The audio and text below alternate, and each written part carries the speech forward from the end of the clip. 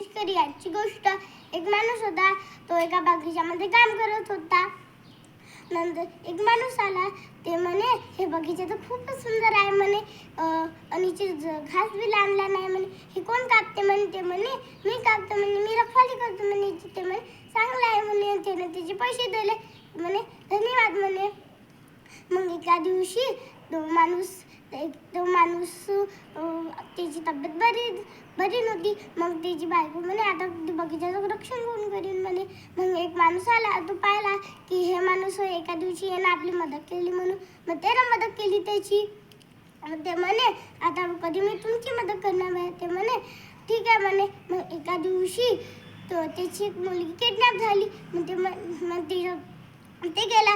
नंतर मग त्याला दिसली त्या बगीचाचे मालकले. मग ते म्हणे, आता याला वाचवतो म्हणे. मग त्या गुंडापासून ते लढलं आणि त्याची पोरगी त्याला वाचून झाली. आजची गोष्ट सांगली तात्पर्य, आपण कोणाची मदत करते ते बी आपली मदत करते.